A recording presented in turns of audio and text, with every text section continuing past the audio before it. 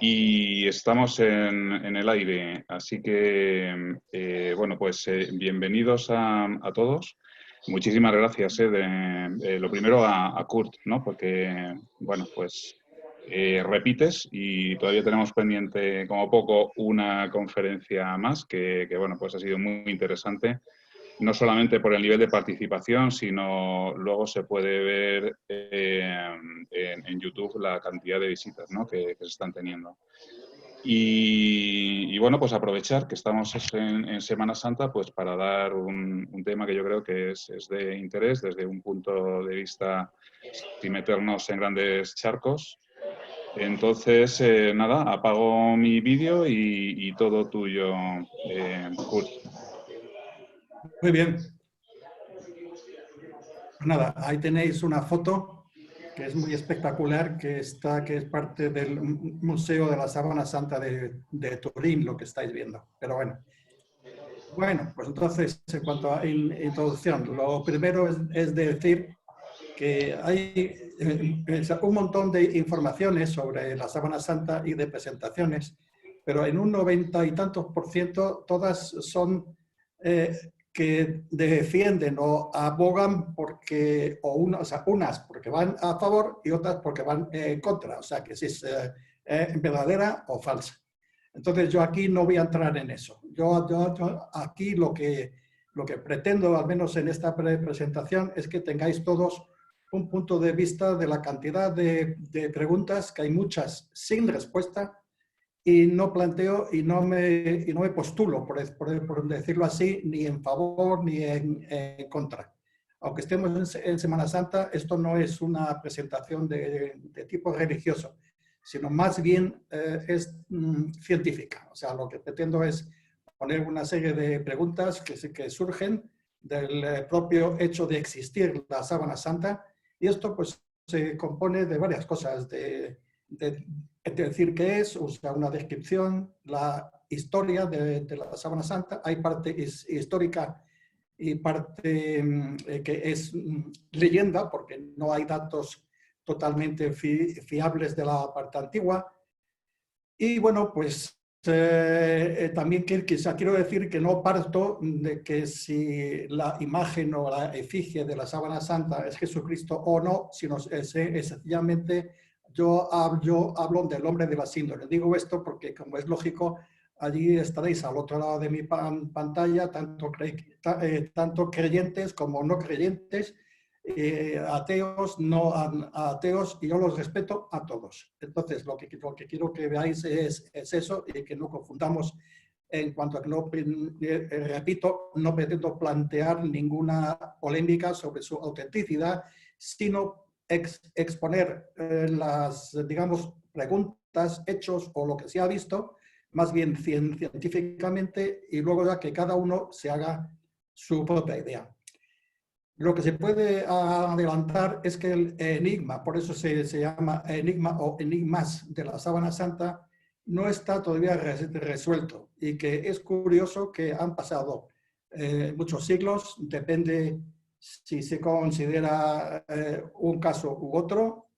En pleno siglo XXI no se ha sido capaz de reproducir la imagen con metodología y con la tecnología de hoy, en ninguna sábana, en ningún lienzo y nada. Hoy está la Sábana Santa, está bien guardadita en una especie de lugar donde está con temperatura ambiente y todo esto. Esto se hizo prácticamente ya en este siglo. En la Catedral de San Juan de Turín. Tanto si es del siglo XIV, como ya veréis luego que lo voy a presentar, se hizo una datación con el carbono 14 que dio ese resultado. Esto se hizo en el año 88 del siglo pasado, o bien del siglo I, si es auténtica y es realmente el sudario que envolvió a Jesucristo. Bien, sigo.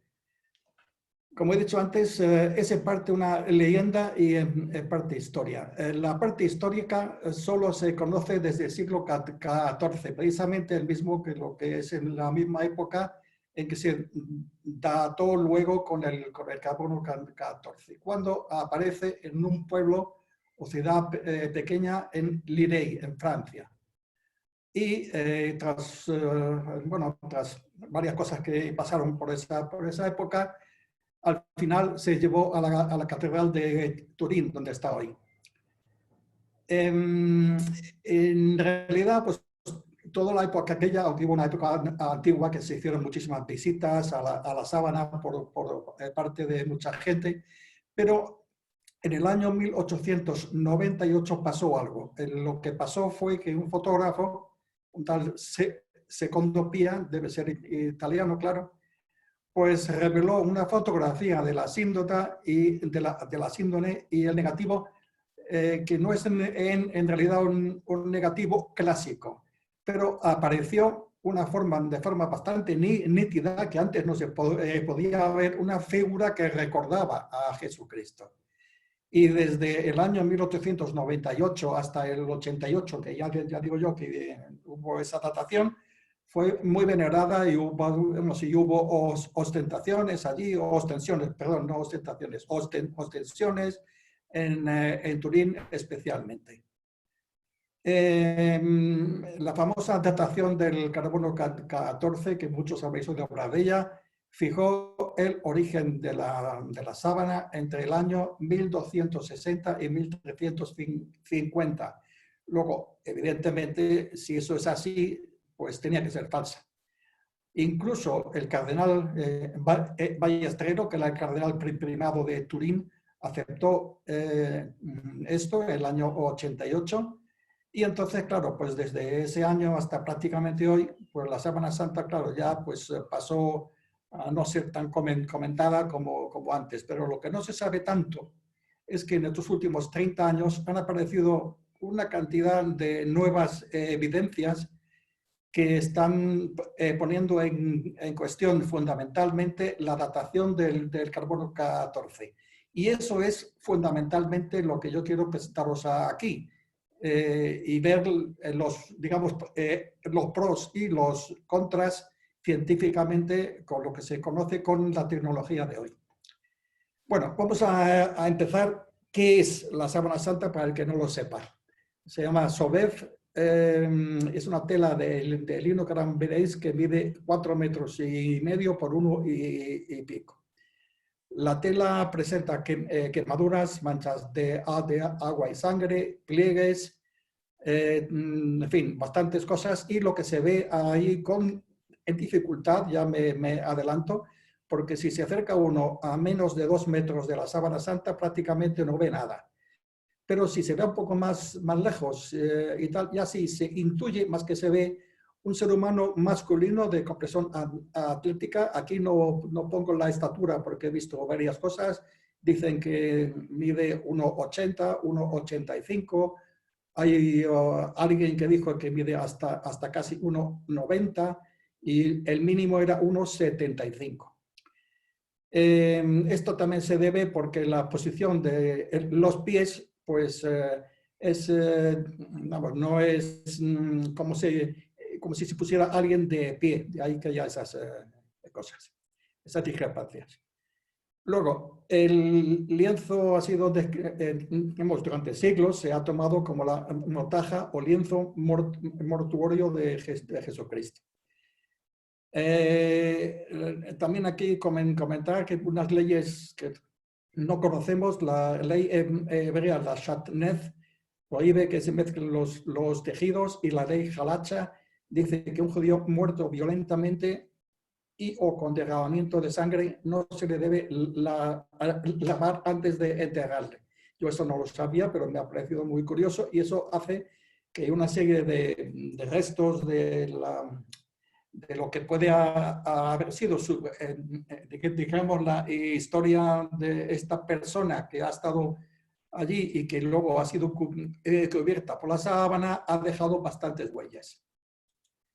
Bien, aquí tenéis la Sábana Santa, como veis, con un poquito de, si os fijáis, sí que se ve el contorno de frente y por la espalda. O sea que la sábana estaría la mitad en la parte inferior y la otra en la parte superior. Hay unas pequeñas dos zonas que faltan de la tela original, y una ha sido porque el rey Luis IX vendió un trocito de aquí, de una esquinita, para sacar un dinero, por decirlo claro, y esta otra parte fue la parte que se llevó para ser analizada por el carbono 14. El resto de la sábana está entera, pero ahora veréis que tiene bastantes daños a lo largo de la cantidad de siglos. Como veis, 4,42 metros y 1,13 metros es lo que mide. Esta foto es mía, que la hice yo mismo en Turín, y para que veáis que es una catedral francamente bella. Y desde el año 1578 es cuando se llevó la Sábana Santa a Turín, y desde ese año sigue allí. Ahora está justamente debajo de esta especie de baptisterio que está aquí, debajo de la cúpula. Bueno, aquí tenéis una foto muy amplia en que se ve el centro de Turín, y ahí así os da una idea mejor de cómo es esto. La catedral de San Juan es esto. Aquí tenéis la cúpula que os he dicho. Esto es el Palacio Real, y esto es el Palacio Madama, que es un sitio donde hay unas exposiciones, unas fijas y otras temporales. Esto es la Plaza del Castillo. Aquí hay otra iglesia también muy bonita. Turín está lleno de iglesias, y muy interesantes todas. Que lo digo, pues si alguien no ha estado en Turín, ahora no se va a poder ir, claro. Pero bueno, cuando se pueda volver a ir, merece la pena de ver. Bien, en cuanto a las reliquias, en el mundo, y especialmente en la zona española italiana, hay contabilizadas del orden de 3.000 reliquias, sin entrar en disquisiciones si son auténticas, si no, sí. Lo que sí es cierto es que en su día, a lo largo de los siglos, fue un negocio muy rentable, porque claro, diciendo que era el dedo de San Matías, pues aquello era lo que le encantaba especialmente a los obispos, y cada uno quería tener varias. Aquí nosotros, si ha estado alguien en el Escorial, creo que hay un día al año que se abre, y hay también un montón de reliquias que se exponen. No sé con qué periodicidad, pero creo que hay un día o varios días al año en que se abren y se pueden ver. Al final y al cabo, la Sábana Santa pues no deja de ser una reliquia más. Lo que pasa es que esta reliquia ha sido bastante más investigada, porque siempre ha llamado la atención mucho, y sobre todo en la época antigua, desde el siglo XIV en adelante, muy venerada.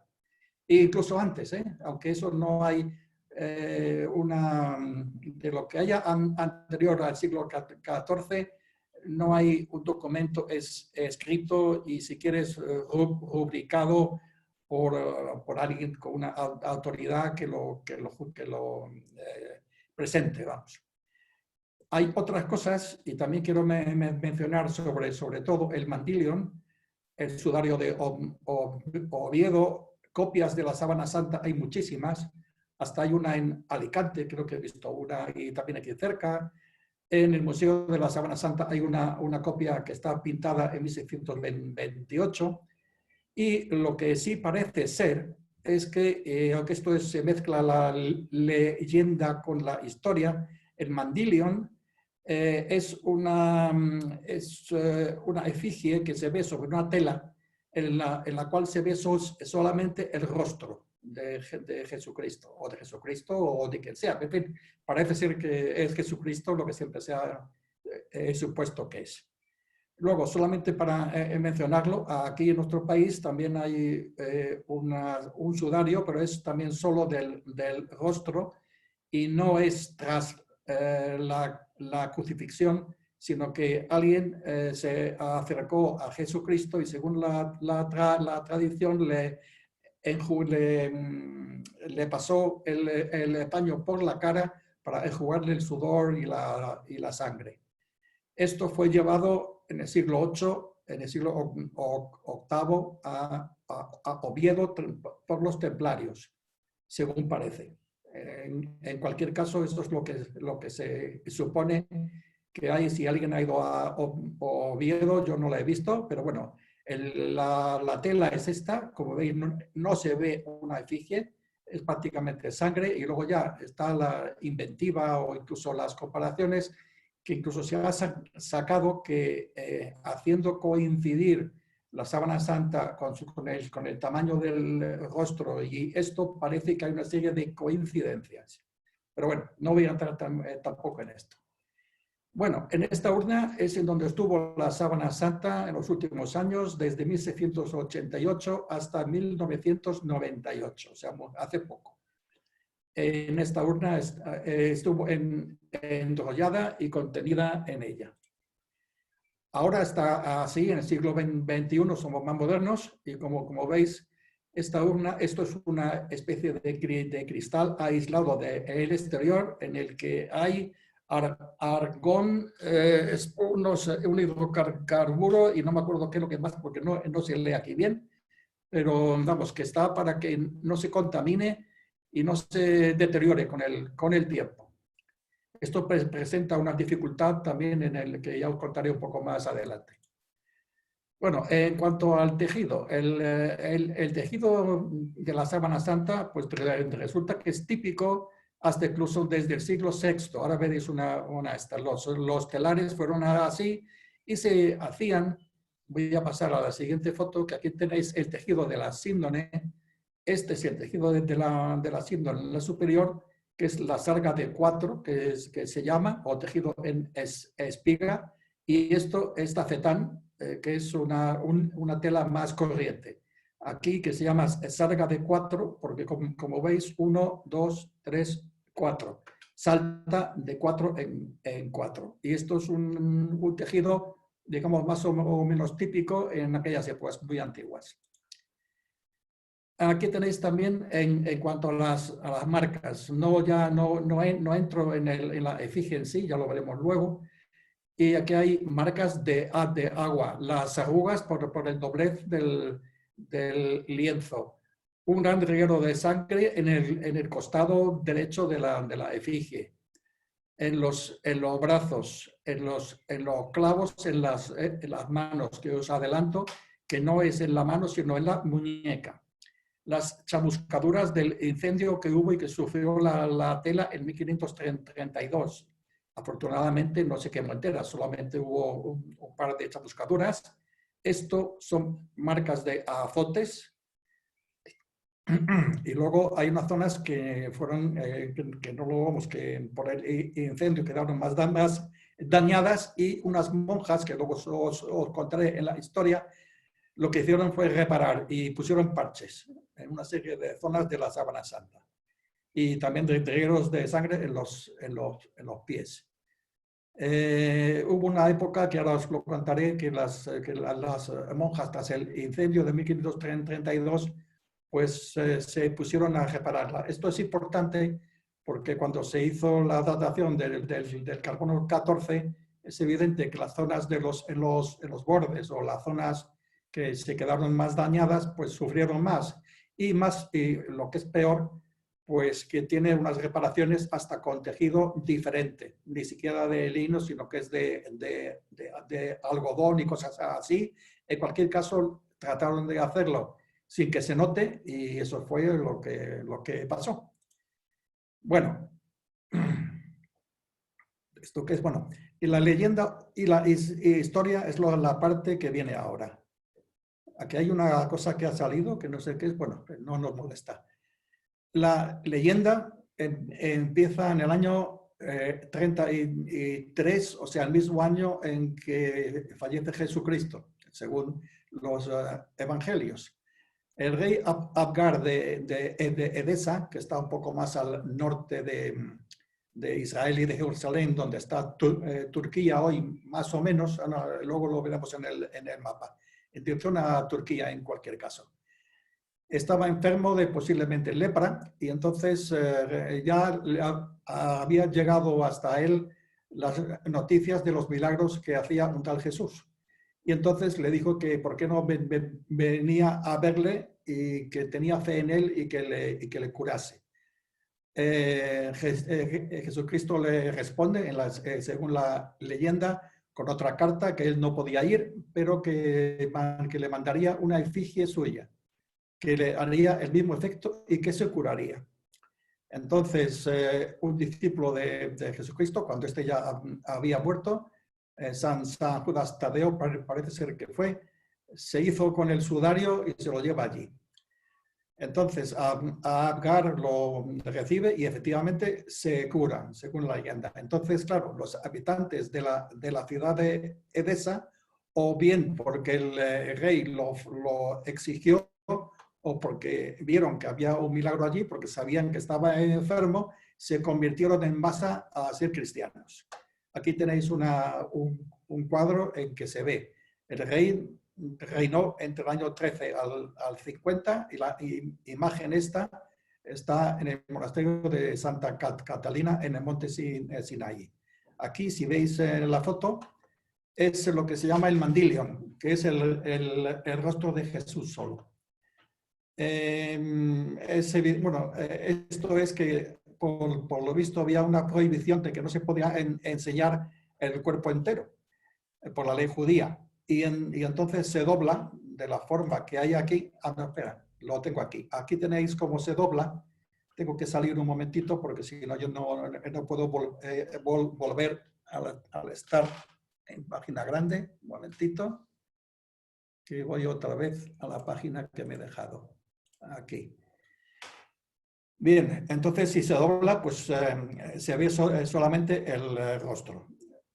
No hay ninguna evidencia de que la leyenda sea cierta, pero bueno, también pasa igual con los evangelios. Es como si fuera un capítulo más de los evangelios. Que no me he puesto en la pantalla ahora. Bien, historia. Bueno, esto ya lo hemos contado, lo de Edesa. El hijo de este Agar, el grande, se le corona rey y durante el reinado ya en el año 201, un lienzo de Jesucristo que estaba guardado, en fin, que lo tenían por allí, se lleva a su presencia y se queda allí. Luego, en el 525, en la propia Edesa, ya se ve se encontró un lienzo que estaba escondido cerca de la puerta. Se identifica como el lienzo de la leyenda. Todo esto, insisto, es leyenda de boca a boca, o sea, no se ha corroborado porque no hay ningún documento que lo diga. Lo que sí es cierto y se nota a partir de allí es que desde el siglo IV, desde el año 525 o poco antes, lo que sí es cierto es que se empiezan a ver rostros de Jesucristo que no había antes y tienen bastantes coincidencias con el mandilion y con la sábana santa. Que luego que más tarde os enseñaré algunos ejemplos. Esto es como se dobla, como veis la sábana se dobla así y al final queda solo la parte del rostro. Bueno, vamos a ver, antes de esto, que lo contaré ahora, el año 560 hay un poema, etcétera, que se ha conservado. En el año 943 el ejército de Bizancio entra en Edesa y promete al caudillo que ya entonces estaba pillado por los musulmanes. Edesa en esta época, cerca del año 1000, era musulmana, que le prometía que no atacaría la ciudad si le entregaban el lienzo que estaba todavía allí y que estaba en poder de los musulmanes, cosa que sucedió. Siguiente cosa que se ve, un año más tarde, se recibe y se guarda en una capilla del Palacio Imperial de Constantinopla, el lienzo que provino de Edesa. Hay muchos, bueno, hay lo que la leyenda dice que los templarios se lo llevaron allí, y me parece que, por lo que veréis luego, hay un templario, un cruzado, el Sir Godofredo de Charny, que se dice que lo llevó de Edesa a Constantinopla. Hay también un testimonio de los monjes que se refieren al sudario con la imagen que forma una forma majestuosa de cuerpo entero de Jesucristo, según ellos. Luego también Luis VII llega allí, y el primer documento que hay o que existe que tiene relación con esto, aparentemente, es lo que veis aquí a la derecha. Es el manuscrito Pray, que está datado de 1192, o sea, antes de la datación, que luego ya lo veremos, del carbono 14. Entonces, muestra el cuerpo de Jesús y la imagen que hay en el manuscrito de la misma forma que aparece en la Sábana Santa, con las manos cruzadas. Y también tiene una cosa que os comento ahora, que no, fijaos ya, no se ven los pulgares, y aquí sin embargo sí. Ahora lo comentaremos. O sea, ¿qué significa esto? Aquí también hay una representación de cómo es el tejido de esta representación, y hay también unas L's con unos puntos que parecen unas quemaduras, y también el tejido, pues bueno, es una urdimbre en sarga. Aquí tenéis lo que os comentaba de los pulgares. Es un detalle interesante, porque veis, aquí no hay pulgares, y en cambio aquí sí. O sea, que no es que el pintor no sepa pintar una mano, es que no pintó las manos intencionadamente. El punto de vista me parece un poco flojo, porque también pues hay alguna otra mano por ahí que tampoco tiene un pulgar, o sea, esta en particular. O sea que, bueno, pues, pero vamos, se ha usado esto como un argumento por lo que viene ahora. Bueno, ya os lo adelanto. Cuando se clava por las muñecas a un crucificado, resulta que al perforar aquí, el pulgar se retrae hacia adentro. Entonces no se ve, cosa que sucede aquí.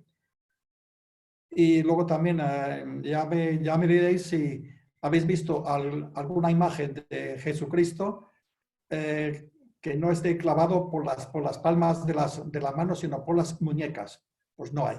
Que yo sepa, no hay. Bueno, seguimos con la historia. 1203, Robert de Clary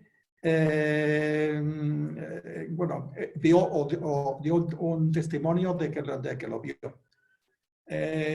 Luego dijo que no lo pudo encontrar. Nunca he entendido por qué esta disquisición, pero bueno. Luego hubo ya desde 1300 y pico, ya es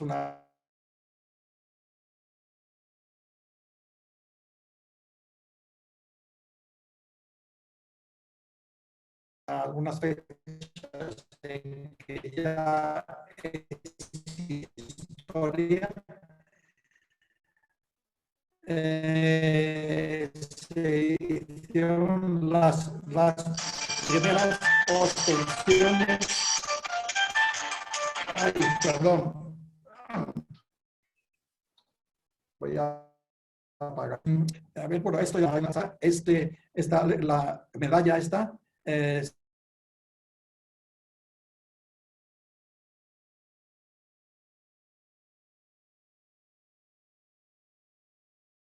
Que es del año 1350, se ve, como veis, representada. Si lo apago me quedo sin la presentación. Vamos a ver.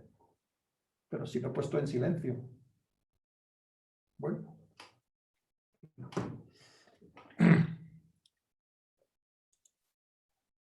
Bueno, aquí tenéis otra cosa que me pareció interesante. Esto es el código de Skilice del siglo XIII. Es una miniatura y está precisamente en la Biblioteca Nacional en Madrid. Se puede ver. Lo que llama la atención mucho es que aquí ya no tenemos el mandilion, sino que se ve ¿quién era este señor? No lo tengo puesto. Bueno, pues creo que es algo de Constantinopla cuando se cede de Constantinopla, perdón, de Edesa a Constantinopla, y entonces lo que se ve que tiene en la mano ya no es un mandilion con el rostro solo, sino esto tiene todo el aspecto de ser una sábana, o sea, una tela muy larga. Y esto es, insisto, del año 944. Aquí tenéis también dos cositas curiosas, dos medallones. Uno es del año 600 y pico y el otro de 800. Entonces la efigie de Jesucristo guarda unas similitudes importantes con la efigie que existe en la Sábana Santa. Fijaos en los dos pelos que aparecen en la parte superior, aquí y también aquí. En medio, la efigie tiene una galla en medio. Y bueno, pues esto se repite en muchas otras cuadros o en imágenes de Jesucristo. Y está también, aunque no se ve nada claro, en la efigie de la Sábana Santa. Bueno, en cuanto a... Bueno, sí, ya os dije antes que el emperador que hubo entonces necesita pasta y entonces vendió un trozo de la Sábana Santa que lo recortó de aquí y eso es uno de los dos que faltan. Bueno, aquí tenéis, yo lo he separado con una elipse roja la trayectoria que así que se considera leyenda y esta es la que sí que tiene una historia a partir del año 1400 y pico. Bien, la Sábana Santa, según la leyenda, insisto, pasó, como veis, de Jerusalén a Edesa, que está, como veis, en Turquía, en la parte más oriental. Cerca de aquí creo que estaba el monte Sinaí, no, el Sinaí, no, ¿cómo se llama? Donde el arca, bueno, ahora no caigo. Constantinopla, que lo tenéis aquí, se llevó aquí estuvo escondida algún tiempo, luego por vía Grecia pasó y se llevó ya mucho más tarde, según parece, por los templarios, como que de eso no, insisto, que no hay una seguridad, y pasó a Besançon en el 1206, luego a Lirey, que es aquí donde hay la primera constatación de que existe la Sábana Santa, y luego a Chambéry y luego a Turín. Esto es un poco toda la ruta que siguió la Sábana Santa. Vamos en tiempo, bien. Bueno, la historia de la síndone, bueno, pues no sé si merece la pena que vaya en detalle, pero bueno, hay un cruzado, Otón de la Roche, que lo coge en Constantinopla, se la da a los templarios para que se lo lleve a su padre, que vive en el castillo de Francia, de Saona, y termina confiándola al arzobispo de Besançon, que la va exponiendo hasta 1349. En el 53 pasa a manos de la esposa, o no sé si era ya viuda, de Otón, de este caballero, y se desposa, perdón, es descendiente de Otón, de la Roche, y se casa con Godofredo de Charny. Creo que es el hijo, no es este. Lirey, que es en donde está, se convierte entonces desde el año 53 en sitio de peregrinación. Y esto se va ya no notificando o conociendo en la cristiandad. Nunca dijo Charny, nunca dijo cómo se había hecho con la Sábana Santa, que es curioso, con lo cual aún se acentúa la leyenda todavía más. Bueno, tras la muerte de Godofredo, la sábana santa pasa de mano en mano y por último ya llega a Margarita de Charny, a la familia de Godofredo, que al quedarse viuda y sin dinero, pues se la cede a cambio de, bueno, se la vende a los Saboya en 1502 y entonces queda en la capilla de Chambéry. En la capilla de Chambéry la sábana santa tuvo mala suerte porque sufrió un incendio. Esto que está aquí abajo es que en 1516 Durero pinta una copia, que es esta, en la que se observan los taladros estos que había en L, en la sábana, y más cosas que luego se van recoponiendo. Pero esto es una copia, es una pintura. El incendio en la capilla de Chambéry afectó a la sábana santa. Las monjas que estaban allí lo que hicieron fue, como dije antes, repararla lo mejor posible, pero introdujeron parches de otras telas. Y por último, ya en el 78, un poco más tarde de esto, fue llevada a Turín por decisión de los Saboya. Esto que está aquí es una foto que la hice yo en una exposición que había en Turín cuando fui por ahí, y fue en el arcón este es el original, en el que se llevó en 1578 la sábana santa desde Chambéry a Turín. Bueno, aquí hay un cuadro que es una especie de grabado, que lo que representa es la recepción en Turín de la sábana santa, con festejos y tal. Aquí tenéis perfectamente clara la sábana santa. Bueno, y ya de forma más, no quería extenderme más con nada más que un par de flashes. Se construyó en el 1694 una capilla especial que no estaba originalmente en la catedral, que es lo que os he enseñado antes como la especie de cúpula, que se llama la capilla de Guarini. En el 98, como ya os he dicho antes, se toma la foto por parte de Secondo Pía, que eso lo que hizo fue, pues nada, que dio la vuelta al mundo el tema de la sábana santa. En el 1933, años 30, con ocasión de el 29 centenario de la muerte de Jesucristo, se hizo una exposición de la síndone en el altar mayor de la Catedral de Turín. En el 78, creo que fue Juan Pablo II, autorizó un estudio detallado de la sábana santa por un grupo de científicos que estaban relacionados, unos eran también con la NASA y unos eran de la propia NASA, creo. Este grupo se llamó STURP, Shroud of Turin Research Project. Y entonces ahí salieron un par de cosas muy curiosas. Que no he dicho antes, cuando veáis un texto en rojo es que significa que aboga por la falsedad de la sábana o no autenticidad, y cuando está en negro pues, es que aboga algo por su autenticidad. Se criticó esto luego más tarde porque el grupo este de STURP en su mayoría eran católicos y partidarios de la autenticidad, luego no eran enteramente, digamos, bueno, que eran sospechosos de ser un poco partidistas. Eso fue lo que dijeron otros, claro. Bien, en el 88 se hizo la datación que os he dicho con el método del carbono 14, que fue autorizado por la Iglesia, y el resultado fue un poco un chasco para ella. Se publicó en la revista y salió lo que os dije ya, que era del siglo XIV. En el 97 se produjo un incendio en la capilla también, pero bueno, afortunadamente no afectó prácticamente nada o nada a la síndrome.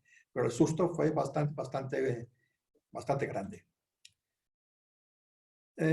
Bueno, lo que aquí solamente hay dos cositas que a mencionar. Una, que la datación se empezó a plantear por un equipo de investigadores de la Universidad de Padua que no era tan fiable el método del carbono 14 por las condiciones que se hizo y porque la sábana tenía reparaciones, hubo muchas contaminación y hasta bacterias en todo este tiempo. Todo esto hace que se falseen los resultados.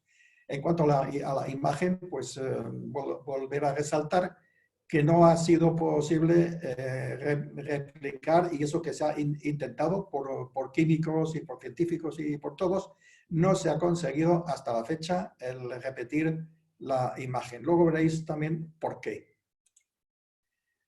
¿Qué es aquí? La imagen de la sábana santa es esta. Este es el fotógrafo, el segundo Pía, y aquí tenéis la famosa esta, aunque aquí se ve bastante mal. Aquí tenéis un poco mejor, aquí ya se ve mejor que en el positivo, se ve el negativo, claramente una efigie, que es lo que se suponía que tenía que ser Jesucristo, por varias razones que veréis luego. Bueno, aquí tenéis la diferencia de la faz, la Santa Faz. Aquí no se la ve prácticamente, esto es como se ve al natural, o sea, el positivo, y esto es digamos, el negativo. Más que un negativo es la inversión de imagen, que luego también es posible hacerlo con una técnica especial. Y entonces se ve bastante claramente un rostro que, si os fijáis, tiene la barba partida en una. Aquí veo dos, pero bueno, dicen que son tres, y una serie de marcas que se estudiaron, luego lo vamos a ver con más detalle, con mucho cuidado, y que se repiten en bastantes cuadros. Bueno, esto es lo de la NASA, que había un dispositivo que es el VP8, que se ha usado por la NASA para fotografiar Marte, entre otras cosas. Y bueno, pues lo que se desveló, bueno, lo que hicieron fue aplicar esto a la imagen de la sábana santa. Como se les cedió, pudieron hacerlo. Entonces, lo que salió más sorprendente de todo esto es que sale una imagen en 3D, que lo vais a ver aquí. Esto es la imagen que sale, o bien esta, y sin embargo, si se hace lo mismo con una foto de otro tipo, veis que no sale el efecto de 3D. ¿Por qué sale el efecto de 3D? Pues bueno, porque se aplica esto y resulta así. Lo que no se sabe es por qué es exactamente. Dicho de otra forma, que la imagen de la sábana santa es única y no es como otras fotos. Aquí lo veis también, se ve bastante claro. Y aquí más que nada quiero mencionar, si os fijáis, en el rastro de sangre que se ve en la muñeca. Lo que se hace es que la perforación en la cruz no se hizo en la palma de la mano como está en todos los cuadros, y según la síndrome se hizo en las muñecas. Luego voy a poner sobre esto. Aquí tenéis más fotos, y hasta en la foto esta la hice yo en el Museo de la Síndrome. Se ha hecho una especie de relieve en 3D, en madera o corcho, no sé lo que es, para que se vea cómo es. Tiene una información tridimensional codificada que lo que hace es que se puede interpretar por un PC, por un ordenador. En este caso es el VP8 de la NASA. Ahora, algo también nuevo que nadie pudo hacer antes, y es que metieron una cámara en la parte posterior de la sábana. O sea, ya os recuerdo que en un lado está el cuerpo por la espalda y en el otro de frente, pero ¿qué hay debajo? Entonces se hizo una foto y se llevaron una sorpresa. La imagen no se ve nada, se ve solamente sangre. Entonces, ¿ves? Esto es lo que se ve, esto es otra foto, se ven los latigazos, pero en la imagen que se toma en el reverso de la sábana santa, la imagen no es visible. Seguimos con la imagen.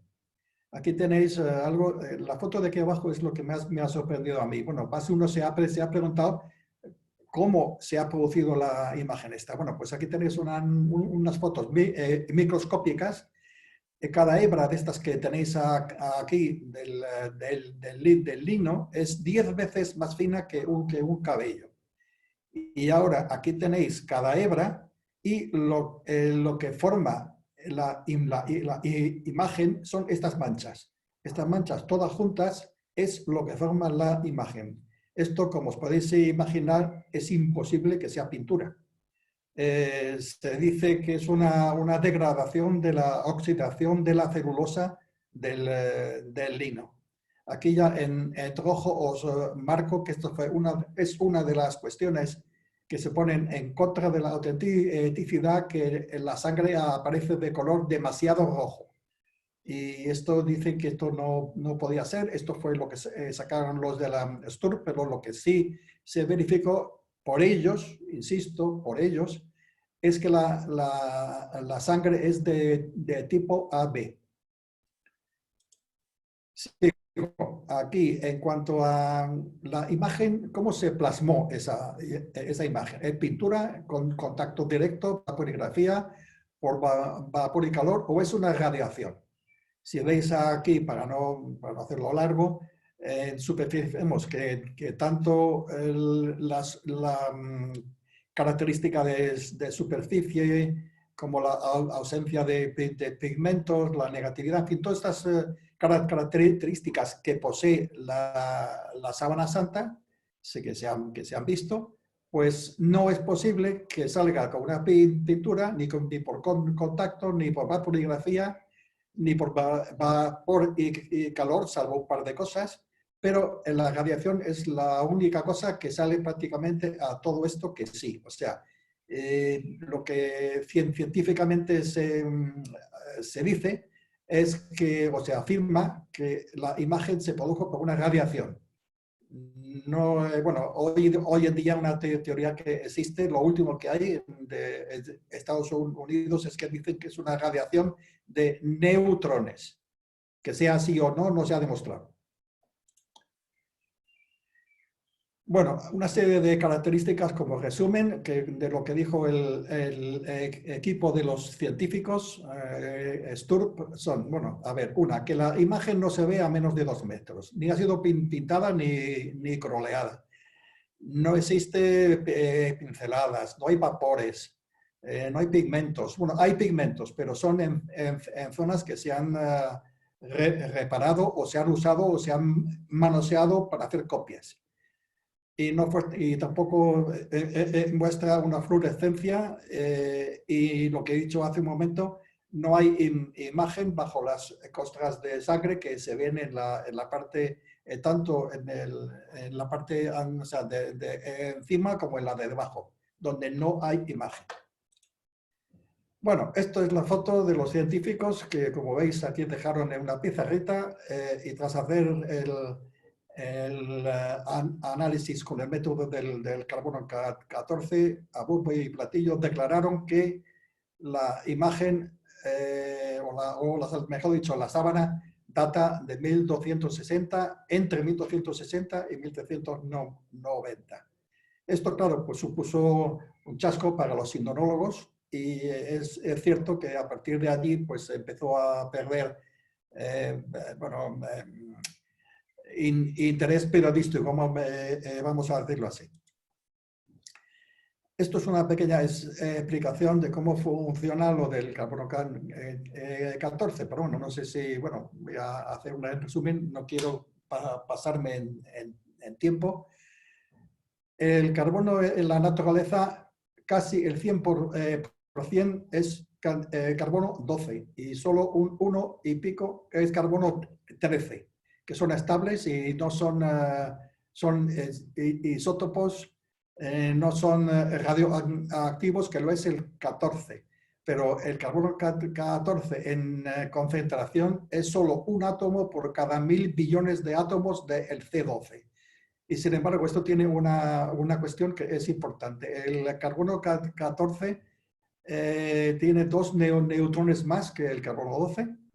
se forma en la alta atmósfera, se combina con oxígeno, dando lugar a un anhídrido carbónico radioactivo que se asimila por las plantas, que a su vez luego se comen por las vacas o lo que queráis, y luego de ahí pasa al hombre. Entonces, cuando el hombre muere, el carbono 14 empieza a desintegrarse, decreciendo su cantidad a un ritmo continuo y constante, y se convierte al cabo de 5.730 años en carbono 12. O sea que entonces con esto es como se puede determinar la edad exacta de una sustancia orgánica muerta, desde que está muerta. En este proceso, cosa que yo no sabía, es necesario que se queme la muestra para que sea carbono. Luego, entonces, claro, por eso los obispos y la iglesia no quería que se llevase un trozo importante de la sábana santa, porque si se quemaba, pues no se iba a destrozar, y dieron solo una esquinita. Bien.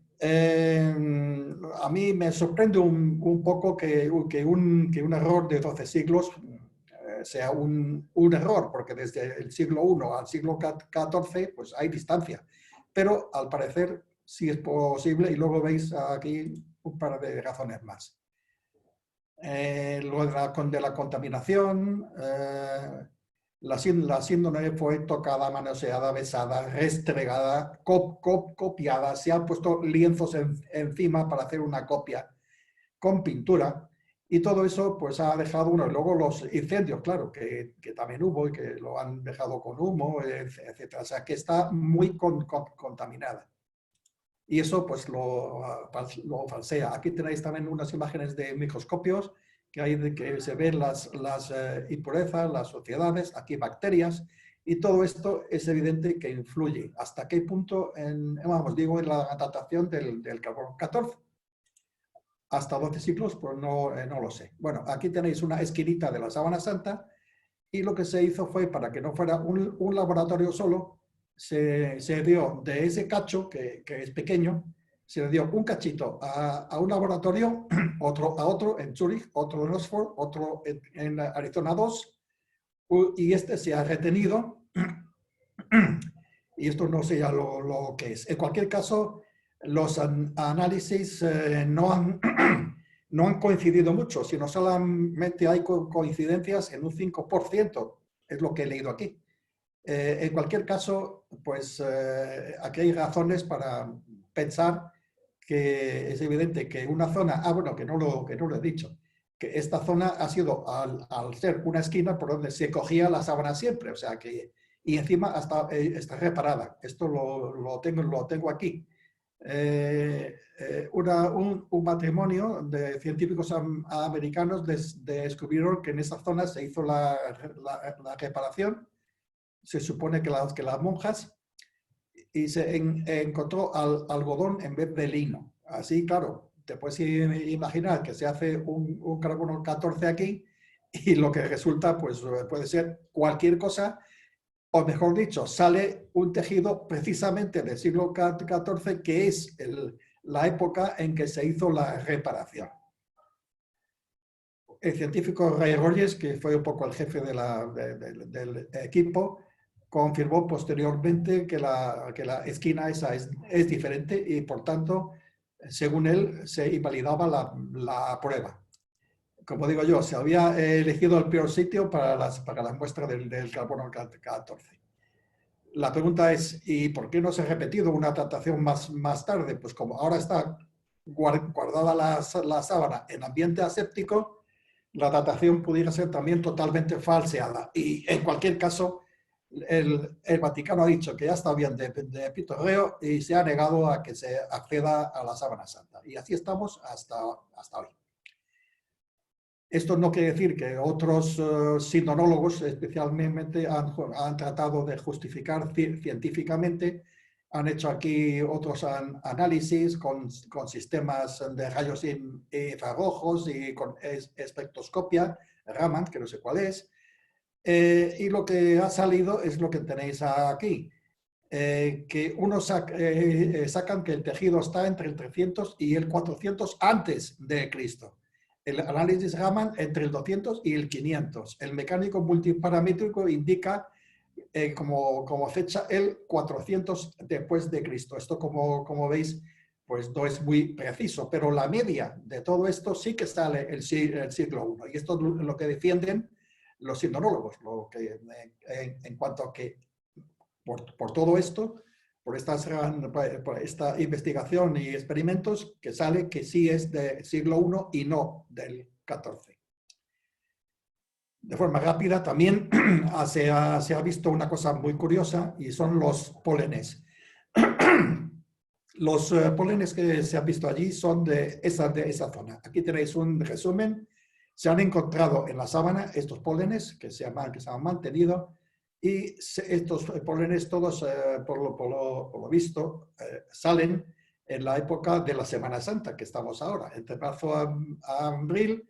Y entonces, pues bueno, pues hay la coincidencia que estas plantas se tuvieron que depositar en estos meses.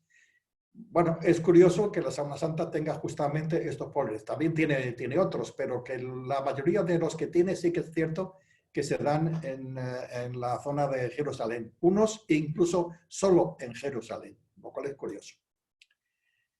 Bueno, ahora en cuanto a lo que es la figura, aquí tenéis a Jesucristo romano antes del siglo IV. Como veis, el parecido con la síndone es cero. O sea, no se le parece. Y sí que es curioso que luego, a partir del siglo IV y siglo VII, entre estos dos siglos, hay muchísimas imágenes de Jesucristo, como ya podéis imaginar, pero fijaos en detalles, el más que se ve así en la cara es este mechón de cabellos que se repite continuamente.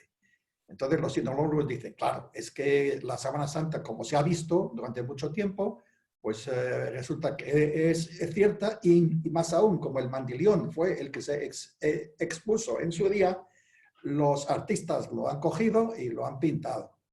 Evidentemente también, por otro lado, como hay una cantidad tan enorme de rostros de Jesucristo, pues habrá otros que no sean tan parecidos, pero es cierto que se repite bastante una serie de morfologías de la faz. Aquí, bueno, no voy a entrar en detalles porque son un poco ya, pero vamos, que sepáis que se ha hecho un estudio en la cual se ve una correspondencia bastante grande con lo que dicen los evangelios que sufrió Jesucristo. Golpes, un ojo hinchado, etcétera, etcétera, etcétera. No lo voy a hacer aquí porque si no se nos va a ir el tiempo. Un tal la efigie del doctor Epiñón que saca 15 puntos que coinciden con lo anterior y son puntos de coincidencia entre el rostro de la síndone y los iconos que había bizantinos de esa época. Aquí también tenéis más efigies que son muy antiguas. Esta es del siglo VI después de Cristo, es decir, mucho antes de lo que se dice que la datación del carbono. Y veis ya un rostro con bastantes similitudes con el de la síndone. Aquí esto fue una cosa que me llamó la atención bastante. En el Museo del Louvre está este jarrón plateado y fijaos en la imagen esta, que aquí se ve en grande, se ha superpuesto con el rostro de la síndone a la misma escala de la Sábana Santa y tiene una cantidad bastante grande de puntos de coincidencia. Es curioso, a mí esto me ha llamado la atención bastante. Hay mucha gente que ya tras ver esto dice, claro, está clarísimo que la Sábana Santa tiene que ser auténtica. Pero en fin, es curioso y para mí es una de las efigies más curiosas que se ve de similitud con la Sábana Santa. Las correlaciones entre los evangelios y la crucifixión. Voy a ir un poco rápido porque si no, ya estoy vigilando el reloj. Esto es lo que yo os dije antes, la herida en la muñeca. Aquí veis que esto está en un sitio que se llama el punto de Stott en las muñecas. Aquí lo tenéis. Y lo que está claro es que esto provoca que se contraiga el pulgar y no se ve, de ahí lo de la coincidencia con la imagen. Y luego, por otra parte, si a un crucificado, sea quien sea, se le clava por la palma, o sea, por la zona de aquí, se rasga. Eso médicamente está confirmado. Entonces, es una curiosidad que los médicos de aquella época, pues no creo que estuvieran enterados o se fijasen en que pasaría eso. En cualquier caso, fuera como fuese, según la Sábana Santa, se le crucificó a la persona que estaba en la cruz en la muñeca. Aquí tenéis la parte de la Sábana Santa donde se ve en el negativo la sangre que emanó de aquí. Aquí también se ve que las posturas, etcétera, análisis que se han hecho para que el peso del cuerpo lo soporte la mano, pues tiene que ser, insisto, por las muñecas. Esto es lo que significa esto. La herida en el costado, que se dice según los evangelios que también manó sangre y agua, bueno, pues aquí hay una especie de suero que se ha encontrado, se ha podido analizar hoy, y bueno, pues esto está en la sábana. Aquí tenéis la efigie de frente y está en esta zona, en el costado. Y eso también pues pertenece a una lanza, e incluso hay uno que ha justificado que esto viene de una lanza que se ha encontrado en la parte de Roma, con lanzas que coinciden con el tamaño aparente que resulta aquí. Bueno, esto es lo de puntos de suero, en fin, una serie de coincidencias que no voy a entrar más. Aquí tenéis una representación, aquí otra vez una lista, aunque no tan extensa como antes, de lo que sufrió la persona crucificada y el rostro del hombre de la síndrome, voy a decirlo así. Esto no es una imagen de Jesucristo, es una imagen hecha a partir de todo esto. Ya no en la síndrome, pero vamos, una representación. Aquí los latigazos, es curioso que hasta se ha podido ver por la forma de los latigazos que se dio por dos personas, no una. Y aquí los tenéis de frente. Bueno, esto no lo he dicho antes, creo que no lo he puesto en la presentación, pero es obvio que esto es de la corona de espinas. Y aquí tenéis en la espalda, pues también hay unos latigazos. Esto es el látigo romano.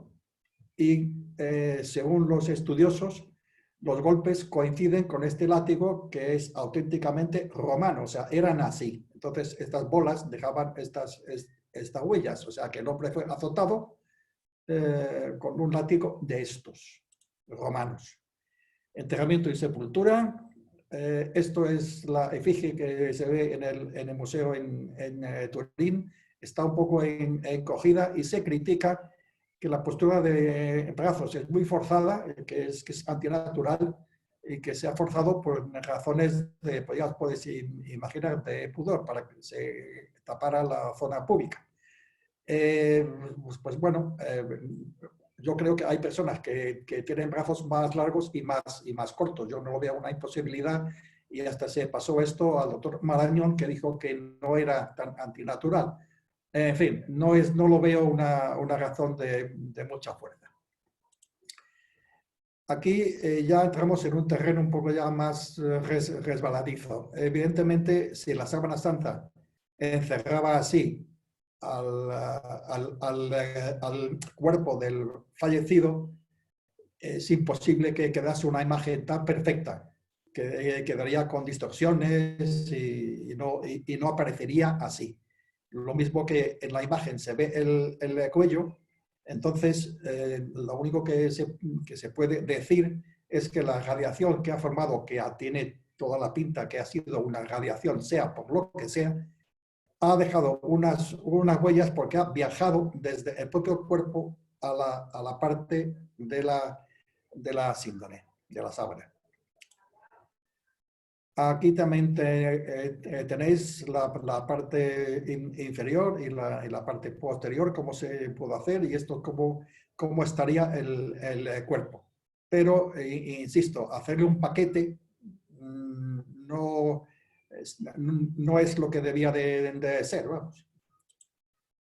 Aquí tenéis el cuerpo amortajado, luego ya, claro, ya vienen los fantasiosos o los, bueno, no quiero llamarlo fantasioso, que se supone que hubo una volatilización del cuerpo. Para los creyentes, pues eso tuvo que ser la resurrección, y que la resurrección se hizo acompañada de una radiación, que es lo que se quedó en la sábana. Sin embargo, se han hecho unos estudios forenses que lo único que dice que eso no coincide con los evangelios, que la radiación se originó entre las 2,5 y 6 horas posteriores a la muerte de la persona que ha estado bajo la sábana. Entonces, según dice que la energía no tuvo nada que ver con la desaparición del cuerpo, si es que desapareció, o la radiación no tuvo nada que ver con la resurrección. Pero bueno, que cada uno crea lo que le parezca. No hay tampoco una respuesta clara. Lo único que hay es que un forense dice que, según lo que de su experiencia, pues que no fue en la siguiente noche o al tercer día, sino que la radiación fue en el mismo día, a última hora del fallecimiento.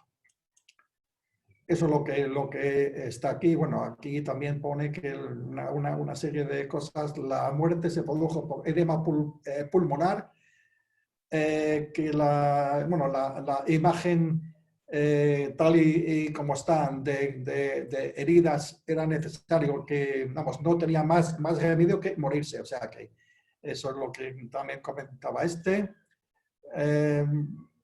y lo mismo con lo de la hora, que no coincide exactamente. Este es un forense. Bueno, estamos en hora y ya solamente me queda esto, las conclusiones y las reflexiones. Estas son en gran parte mías. Bueno, esta no, claro. Bueno, como conclusión o primer resumen, no es una pintura, eso está bastante claro. No se produjo por contacto ni por reacción química o térmica. Aquí dice que existe sangre humana vital y post-mortem. El polen corresponde a los lugares por donde peregrinó, no solo en Jerusalén, sino también en de los sitios por donde pasó. Tiene la imagen en sí tiene una información muy curiosa, que es tridimensional, que solo se puede ver por medio de computadoras. Y el sujeto, o sea, el sujeto que está representado en la sábana, tiene todas las huellas de castigo y tortura a las que los evangelios dicen que sufrió Jesucristo. Esto es evidente que es un resumen hecho para los sinonólogos. Luego aquí hay una serie de reflexiones, son en parte mías y en parte las he copiado de lo que he visto por ahí. Esto es un resumen. Ya habéis visto antes que la imagen que se ha radiado solo se ve a un lado de la sábana, a la otra no. Y que la imagen se plasmó entonces cuando el sujeto o la persona que estaba allí ya había estado herido antes. Y la sangre es del tipo AB. Luego os haré un comentario de lo de sangre sí, sangre no. Los del equipo STURP invirtieron nada más que 150.000 horas de investigaciones.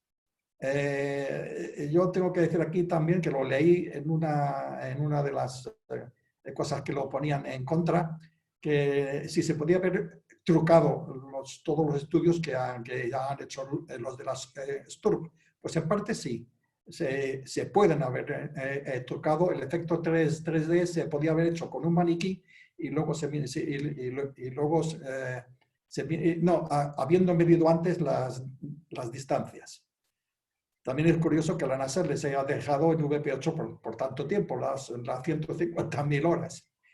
En cualquier caso, también se ha dicho o he leído en algún sitio que se han repetido las mismas fotos más tarde y no han salido lo mismo que antes, pero sin embargo no he visto ningún sitio en que lo use como un testimonio claro y no he visto ninguna prueba de que eso sea cierto y se hayan hecho fotos diferentes.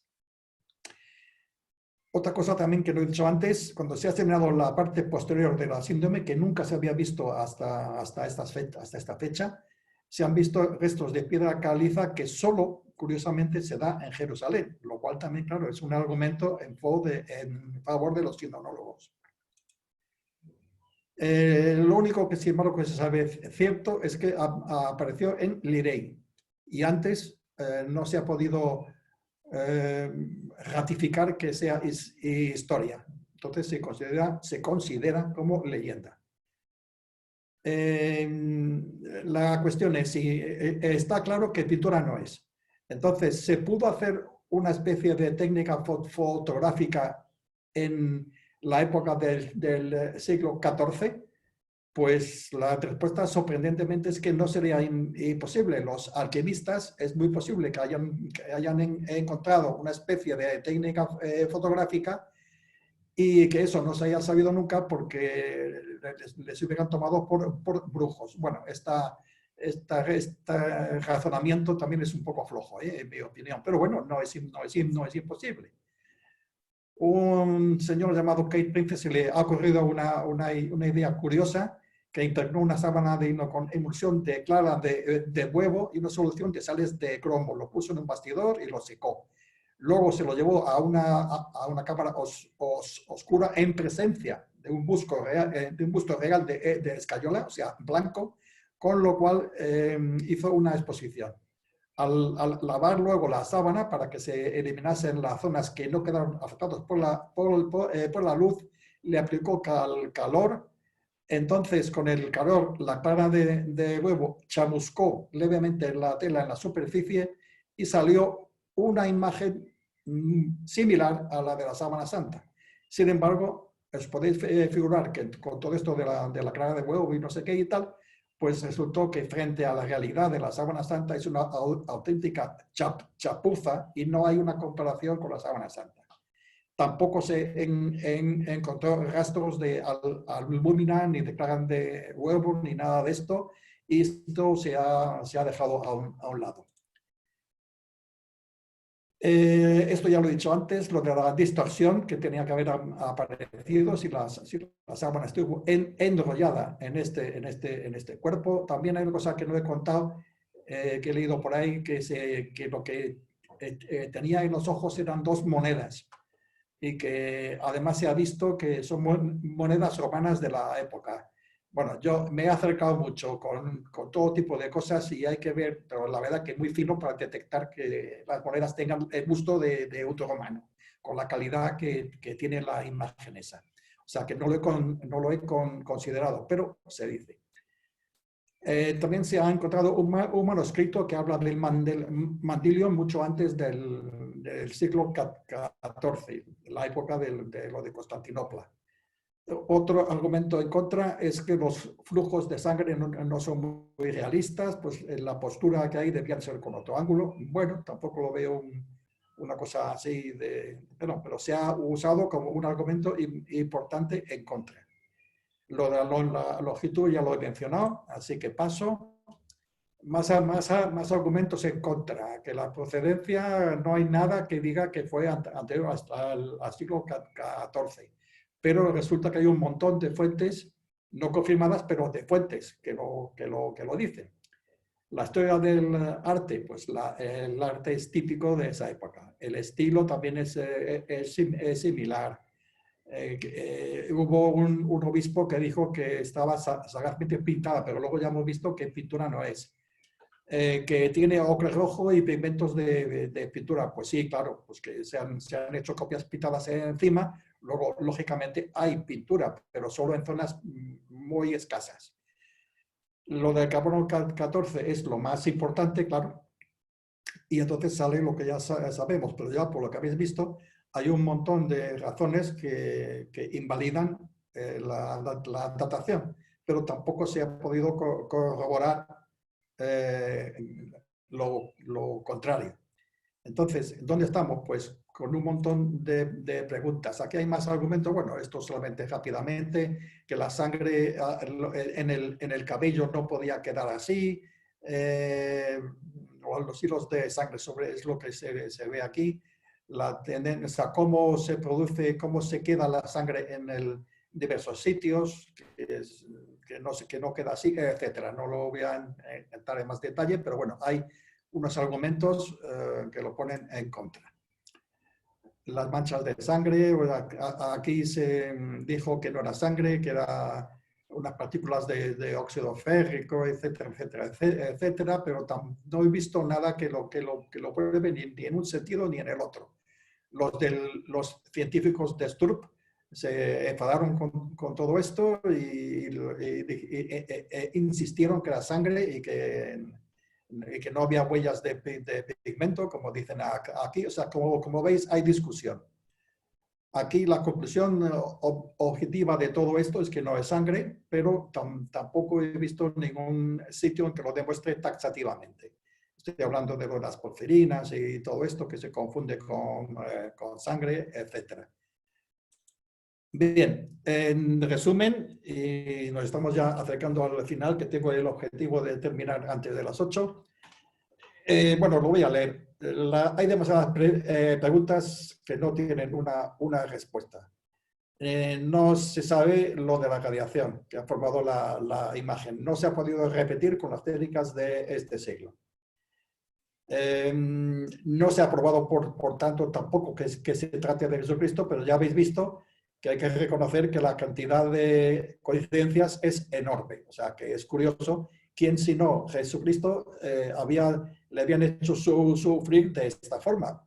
Puede ser que alguien haya cogido el rol de Jesucristo y le hayan pasado por la piedra, entre comillas, haciéndole las mismas, en fin, la tortura que sufrió él. Pero si es cierto que las heridas son mortales, pues no creo que alguien se preste a que se lo hagan, pero bueno, no es imposible. La datación, ya se ha visto que, bueno, que dice cómo se hubiese podido hacer una falsificación si ni siquiera hoy sabemos cómo se podía hacer.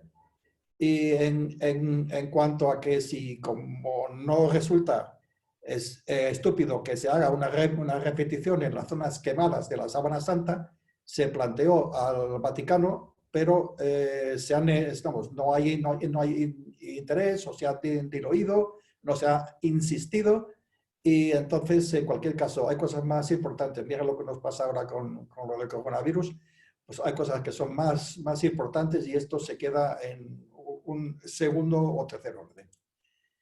Bueno, ya solamente una cosa que me pareció interesante, sí, que es lo cerca que estaba la roca del Gólgota del sepulcro, cosa que no sabía, y esto es una maqueta de Jerusalén en lo que he encontrado, que está eso, o sea, que no estaba muy lejos, como se parece que se lee en los evangelios, pues estaba bastante cerca en la zona de crucifixión de lo que es el sepulcro en Jerusalén.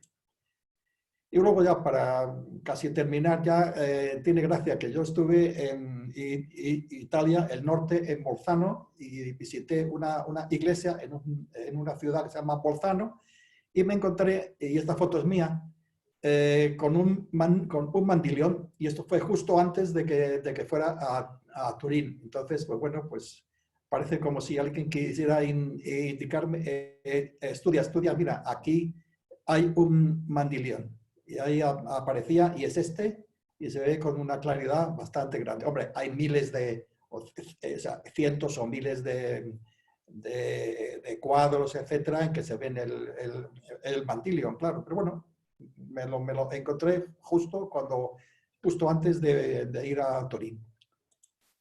Y bueno, pues he terminado. No son las 8. Tenéis lo que queráis para hacer preguntas, las que queráis. Pues, y ya he terminado. Espera, muchísimas gracias, Kurt. Te he habilitado la cámara, o sea, puedes aceptar. Sí, espérate. Que los ha habilitado. Espera, voy a salir. Sí, bueno, lo puedo. Ahí está. Aquí, Perfecto. iniciar vídeo, y creo que ya debería de salir yo. No, pasa que no me veo. Pero bueno. Yo creo que sí te vemos todos, ¿vale? Entonces, bueno, Vale. antes de abrir los micrófonos a la gente, pues agradecerte pues bueno, todo el resumen que has hecho aquí fruto de tu estudio y además, bueno, al ser un tema complicado, yo creo que has conseguido ir por la línea de en medio y hacerlo de una forma que, bueno, pues no ofenda a nadie, ni a unos ni a otros, que bueno, es lo que pretendíamos, ¿no? Entonces, bueno, voy a abrir los micrófonos de la gente. Aquel que no quiera preguntar o tenga ruido detrás, pues por favor que se silencie él mismo, ¿vale? Así que micrófonos abiertos.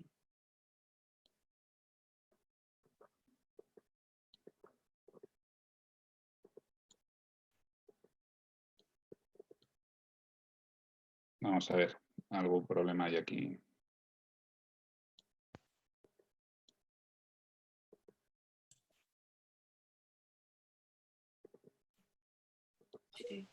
Ahora, ya están los micrófonos abiertos, así que cuando queráis, María, habías levantado la mano, no sé si querías preguntar algo. Sí, no, fue al principio de la conferencia o de la charla, vamos, porque hubo un momento en que perdí un poquito el audio, no se entendía bien, pero bueno, se retomó sin problema. Por eso levanté la mano para decir, por favor, que no se oye. Vale, vale. Me ha parecido muy interesante, me ha encantado, la verdad. Muchísimas gracias. Vale. Aquí... hay una persona que, bueno, ha entrado con el nombre de AAM, que dice: muchísimas gracias, Kurt. Ha sido magnífica, aunque me he perdido un poquito del principio. En cuanto esté en YouTube lo volveré a ver. Nuevamente, gracias por compartir este conocimiento con nosotros. La verdad es que ha habido gente que quería unirse pues a las 7 menos 20 y no le he permitido. Así que, bueno, pues lo verá en YouTube, ¿no? ¿Más preguntas o comentarios, por favor?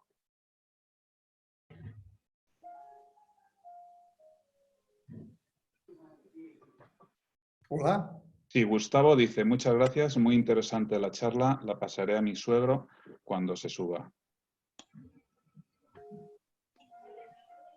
Yo la volveré a oír otra vez en cuanto lo subáis, porque seguro que algún detalle me he perdido, pero me ha gustado mucho. Estupendo. Pupo, no sé si te he visto en un momento en vídeo, no sé si quieres hablar. ¿Se puede entrar? ¿Se puede hablar? Adelante, por favor, sí. Adelante. Bueno, pues nada, ¿qué quieres que te diga? Pues completísima, aunque como es un tema tan sumamente complejo, tan sumamente histórico y demás, es dificilísimo, vamos, imposible resumirlo en una charla, ni en dos, ni en tres, ni cuatro. Ha hecho cosas muy interesantes, muy específicas. Yo que he estudiado mucho, por ejemplo, habla del sistema B, del sistema de la sangre. Es una cosa importantísima porque el sistema B de la sangre, el sistema B es más o menos geográfico y bueno, pasa de los padres a los hijos.